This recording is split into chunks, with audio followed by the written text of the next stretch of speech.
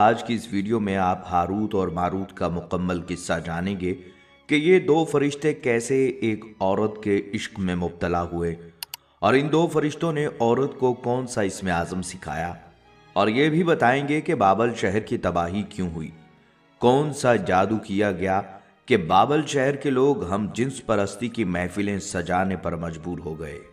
دوستو، ہاروت اور ماروت کا یہ قصہ تفسیر عزیزی نے یوں بیان کیا ہے کہ حضرت ادریس علیہ السلام کے زمانے میں لوگ بہت بد عمل ہو گئے تھے، اور فرشتوں نے بارگاہ الہی میں عرض کی کہ انسان بہت بدکار ہے، یہ تیری خلافت کے لائق نہیں ہے، اس لیے انسان کو منصب خلافت سے ہٹا دیا جائے۔ اللہ پاک کا ارشاد ہوا کہ انسان میں غصہ اور شہوت ہے، جس کی وجہ سے وہ زیادہ گناہ کرتا ہے۔ اگر یہ چیزیں فرشتوں کو دے دی جائیں تو وہ بھی گنہگار ہو جائیں۔ فرشتوں نے کہا ہم تو کبھی بھی گناہ کے قریب نہ جائیں، خواہ کتنا ہی غصہ اور شہوت ہو۔ حکم ربی ہوا کہ اچھا، تم فرشتے اپنی جماعت میں سے کوئی سے دو فرشتے چن لو جو تمہارے خیال میں سب سے زیادہ پرہیزگار ہوں، پھر انہیں غصہ اور شہوت دے کر دنیا میں بھیجا جائے گا تاکہ انہیں آزمایا جا سکے۔ لہٰذا ہاروت اور ماروت جو بہت پرہیزگار فرشتے تھے منتخب ہو گئے اور انہیں غصہ اور شہوت دے کر شہر بابل میں اتار دیا گیا، اور کہا گیا تم دونوں قاضی بن کر لوگوں کے درمیان فیصلے کیا کرو اور شام کو اسم اعظم کے ذریعے واپس آسمان پر آ جایا کرو۔ یہ دونوں قریب 1 ماہ تک اسی طرح آتے جاتے رہے۔ اس عرصے میں ان کے عدل و انصاف کا چرچا عام ہو گیا اور بہت سے مقدمے ان کے پاس آنا شروع ہو گئے۔ ایک روز ملک فارس کی ایک حسین و جمیل زہرا نامی عورت نے اپنے شوہر کے خلاف مقدمہ دائر کیا۔ اب ہاروت اور ماروت اسے دیکھتے ہی اس پر عاشق ہو گئے اور اس کے ساتھ بدعملی کی خواہش کی۔ اس عورت نے کہا میرا اور تمہارا دین الگ الگ ہے اور میرا شوہر بہت غیرت مند ہے، اگر اسے پتہ چلا تو وہ مجھے قتل کر دے گا، اس لیے اگر تم اپنی خواہش پوری کرنا چاہتے ہو تو پہلے میرے شوہر کو قتل کرنا ہوگا، اور جس بت کی میں پوجا کرتی ہوں اسے سجدہ کرنا ہوگا۔ اس عورت کی شرائط سن کر دونوں نے انکار کیا۔ عورت تو واپس چلی گئی، لیکن ان دونوں کے دل میں عشق کی آگ بھڑک گئی۔ کچھ روز تو ان فرشتوں نے برداشت کیا۔ ایک روز مجبور ہو کر اس عورت کو ملاقات کا پیغام بھجوایا۔ اس نے فوراً ان دونوں کو ملنے کے لیے بلوایا۔ جب یہ دونوں وہاں پہنچے تو خوب بناؤ سنگھار کر کے بیٹھی تھی۔ اس نے کہا کہ مجھے پتہ چلا ہے کہ تم دونوں اسم اعظم جانتے ہو، تو اپنی خواہش کے حصول کے لیے یا تو مجھے اسم اعظم بتا دو، یا اس بت کو سجدہ کرو، یا میرے شوہر کو قتل کرو، یا شراب پی لو۔ دونوں فرشتوں نے سوچا کہ اسم اعظم تو اسرار الہی ہے، اسے فاش نہیں کیا جا سکتا، اسی طرح بت کو سجدہ کرنا یا کسی کو قتل کرنا گناہ کبیرہ ہے، اس لیے چلو شراب لاؤ، ہم شراب پی لیتے ہیں۔ جب وہ دونوں شراب پی کر مست ہو گئے تو اس عورت نے ان دونوں سے بت کو سجدہ بھی کروایا، اپنے شوہر کو قتل بھی کروایا، اور اسم اعظم معلوم کر کے صورت بدل کر آسمان پر جا پہنچی، اور حق تعالیٰ نے اس کی روح کو زہرہ ستارے سے متصل کر دیا۔ دوسری جانب جب ہاروت اور ماروت کو ہوش آیا تو وہ اسم اعظم بھول چکے تھے اور اپنے کیے پر نادم اور شرمندہ تھے۔ اللہ تعالیٰ نے فرشتوں سے فرمایا کہ انسان میری تجلی سے دور رہتا ہے، لیکن یہ دونوں تو ہر شام حاضر بارگاہ ہوتے تھے، پھر بھی شہوت سے مغلوب ہو کر گناہ کر بیٹھے، تو اگر انسان سے گناہ سرزد ہوتا ہے تو اس میں کیا تعجب کی بات ہے۔ یہ سن کر تمام فرشتوں نے اپنی خطا کا اقرار کیا اور انسانوں پر لعن طعن کرنے کی بجائے ان کے لیے دعائے مغفرت کرنے لگے، کیونکہ انسان اللہ کے حجاب میں ہونے کے باوجود اس کی عبادت کرتے ہیں، لیکن یہ نفسانی خواہشات ہیں جن کے سبب ان سے گناہ سرزد ہو جاتے ہیں، اور جو نیک لوگ اپنی تمام زندگی اللہ کے راستے پر گزار دیتے ہیں ان کا اللہ کے نزدیک بہت بلند مقام ہے، فرشتوں سے بھی بلند و برتر۔ بہرحال دوستو، اس کے بعد ہاروت اور ماروت حضرت ادریس علیہ السلام کی خدمت میں پیش ہوئے اور اللہ کے حضور معافی کی درخواست کی۔ آپ نے دونوں کے لیے دعائے مغفرت کی، جس کے کئی روز بعد اللہ کی طرف سے جواب آیا کہ ان دونوں کو اختیار دیا گیا ہے، چاہیں تو دنیاوی عذاب قبول کر لیں یا آخرت کا۔ انہوں نے سوچا کہ دنیا کا عذاب ایک نہ ایک دن ختم ہو جائے گا، لیکن آخرت کا عذاب نہ ختم ہونے والا ہے، اس لیے دونوں نے دنیاوی عذاب قبول کر لیا۔ لہٰذا اللہ تعالیٰ نے حکم دیا کہ ان دونوں کو لوہے کی زنجیروں میں جکڑ کر بابل کے کنویں میں اوندھا لٹکا دیا جائے۔ اس کنویں میں آگ جل رہی ہے اور فرشتے باری باری ان پر کوڑے برساتے ہیں اور پیاس کی شدت سے ان کی زبانیں باہر کو لٹک رہی ہیں، اور یہ عذاب ان پر قیامت تک یوں ہی شدید رہے گا اور آخر کار ان کو نجات ملے گی۔ بلکہ حدیث میں اس واقعے کا ذکر کچھ اس طرح سے ہے کہ حضرت عائشہ رضی اللہ تعالیٰ عنہا فرماتی ہیں، رسول اللہ صلی اللہ علیہ وسلم کی وفات کے تھوڑے عرصے بعد دومت الجندل کے باشندوں میں سے ایک عورت میرے پاس آئی۔ وہ رسول اللہ صلی اللہ علیہ وسلم سے مل کر جادو کے متعلق کچھ چیز پوچھنا چاہتی تھی۔ حضرت عائشہ رضی اللہ تعالیٰ عنہ فرماتی ہیں کہ جب اس عورت نے رسول اللہ صلی اللہ علیہ وسلم کو نہیں پایا تو میں نے اسے اس قدر روتے ہوئے دیکھا کہ اس کے رونے کی شدت سے مجھے ترس آ گیا۔ وہ عورت کہہ رہی تھی کہ مجھے ڈر ہے کہ میں ہلاکت میں جا پڑی ہوں۔ یعنی حضرت عائشہ رضی اللہ تعالیٰ عنہ نے اس واقعے کی تفصیل پوچھی تو اس نے بتایا، میرا شوہر مجھ سے دور چلا گیا تھا، پھر ایک بوڑھی عورت میرے پاس آئی تو میں نے اس سے اپنے حال کا شکوہ کیا۔ اس نے کہا، اگر تو وہ سب کچھ کرے جس کا میں تجھے حکم دوں تو تیرا خامن تیرے پاس لوٹ آئے گا۔ میں نے کہا، ہاں میں کروں گی۔ جب رات ہوئی تو وہ میرے پاس 2 سیاہ کتوں کو لے کر آئی۔ ان کتوں میں سے ایک پر وہ خود سوار ہو گئی اور دوسرے پر میں سوار ہوئی۔ ان کتوں کی رفتار زیادہ تیز نہ تھی۔ ہم چلتے رہے یہاں تک کہ شہر بابل پہنچ کر رکے۔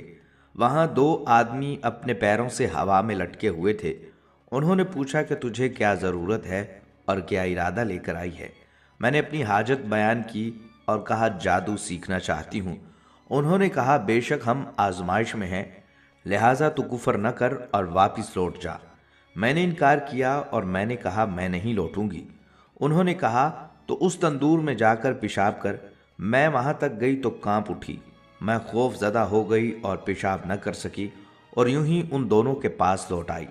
انہوں نے مجھ سے پوچھا، کیا تو نے پیشاب کیا؟ میں نے جواب دیا، ہاں۔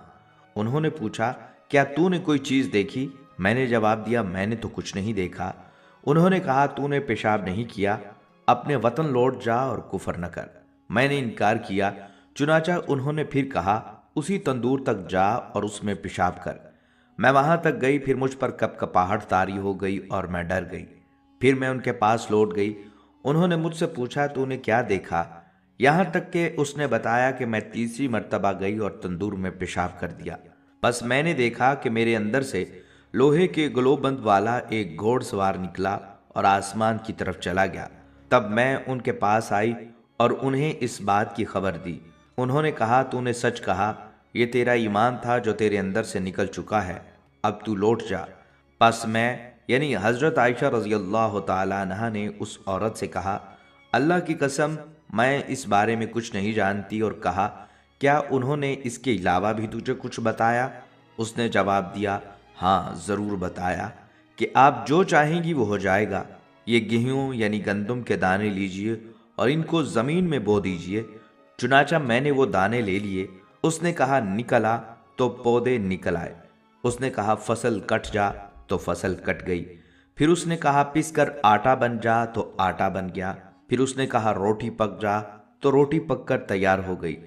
جب اس عورت نے دیکھا کہ میں یعنی حضرت عائشہ رضی اللہ تعالیٰ عنہ پھر بھی کچھ نہیں بولی تو وہ میرے سامنے شرمندہ ہو کر گر پڑی اور کہنے لگی، اے ام المومنین رضی اللہ تعالیٰ عنہ، میں نے اس کے علاوہ کچھ نہیں کیا۔ چنانچہ میں نے رسول اللہ صلی اللہ علیہ وسلم کے صحابہ رضی اللہ تعالیٰ عنہم سے اس بارے میں دریافت کیا، لیکن انہیں بھی اس بارے میں کچھ معلوم نہیں تھا کہ اس معاملے پر کیا کہیں۔ جس چیز کا مکمل علم نہ ہو اس کے متعلق صحابہ اپنی رائے دینے میں احتیاط کیا کرتے تھے۔ انہوں نے صرف اتنا کہا، اگر آپ کے والدین یا ان میں سے کوئی بھی حیات ہوتے تو وہ آپ کے لیے کافی ہوتے۔ اس واقعے کے پیش نظر حقیقت میں یہ بات ہے کہ ہاروت ماروت کو اللہ تعالیٰ نے خیر و شر اور کفر و ایمان کا علم دے دیا تھا، اس لیے وہ ہر ایک کفر کی طرف جھکنے والے کو نصیحت کرتے اور ہر طرح روکتے۔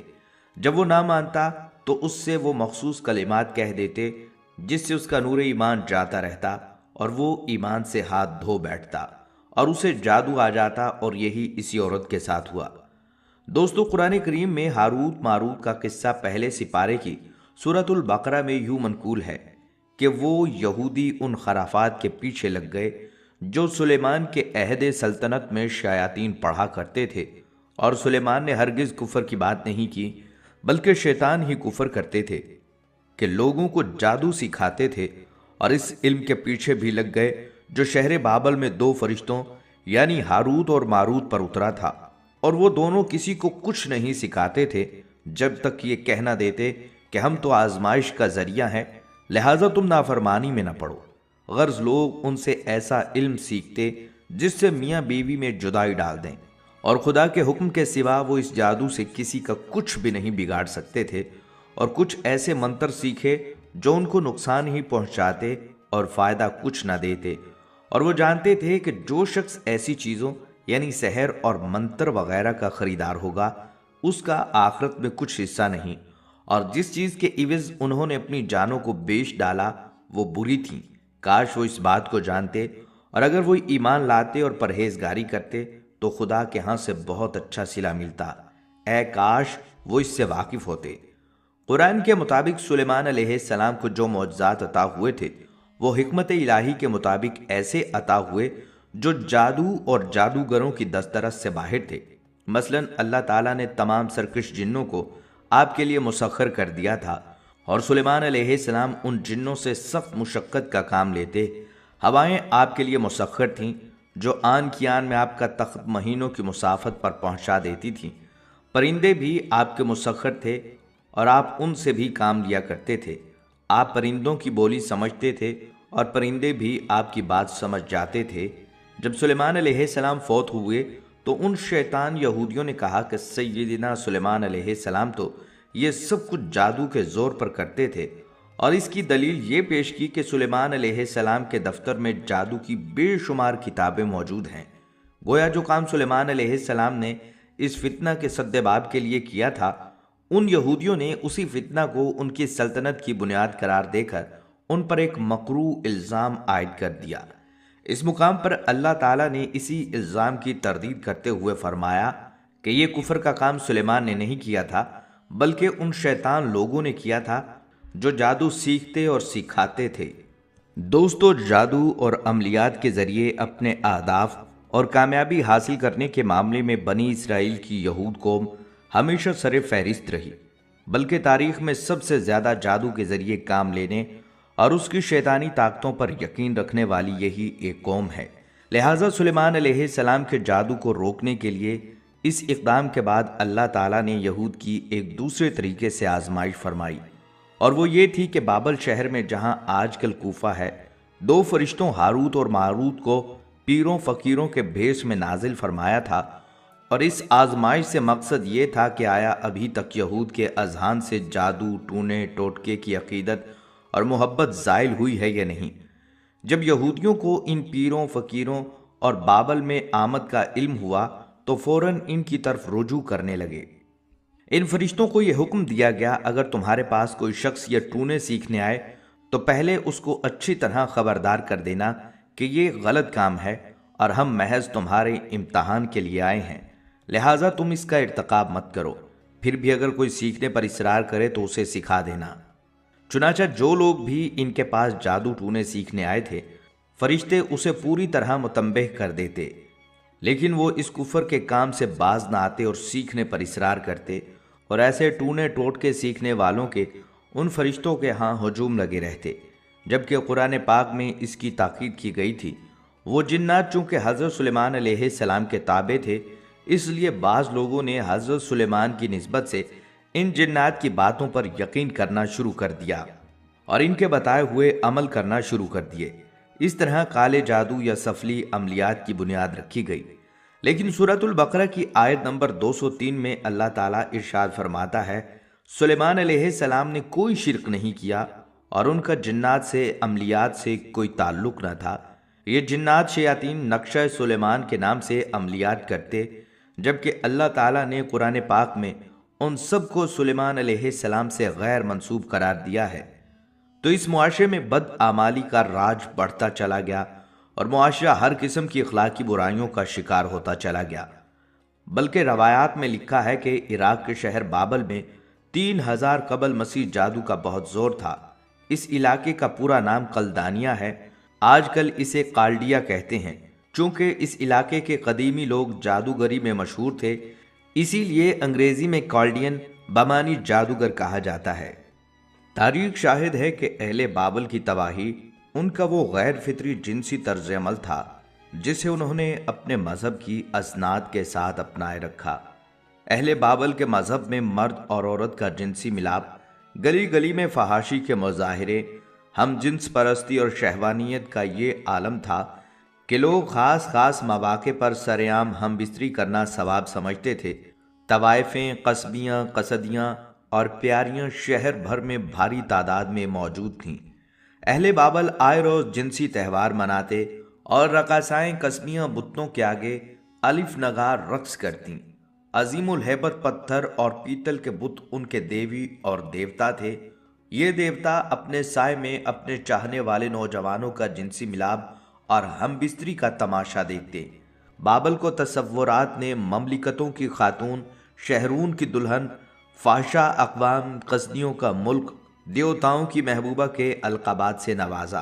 बाबल के लोग दिन भर अपनी दाश्ताओं को लेकर घूमते और जब दिल चाहता सरे बाजार बोसो किनार करते।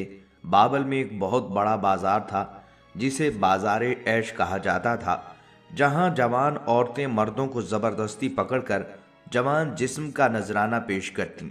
मशहूर मौर्रख अस्ट्राबू के बकौल शहर बाबल में 40,000 औरतें जिस्म फरोशी के पेशे से वाबस्ता थीं। घरेलू औरतें भी अपने खामंदों से हटकर गैर मर्दों से जिनसी ताल्लुकात मजहबी फरीज़ा समझकर कायम करतीं। बुतों के सामने कवारी नंगी लड़कियों का रक्स उनके मजहब का हिस्सा था और देवी देवताओं के बुतों के सामने खसूसन जेरा देवी के बड़े मंदिर हैकले जेरा में देवी के बड़े बुत के हुजूर कवारी लड़कियां अपने पहले जिनसी मिलाप का मुजाहिरा करतीं और यूं उनका अकीदा था कि कव्वारियों की इज्जत लुटते देखकर देवी देवता खुश होते हैं।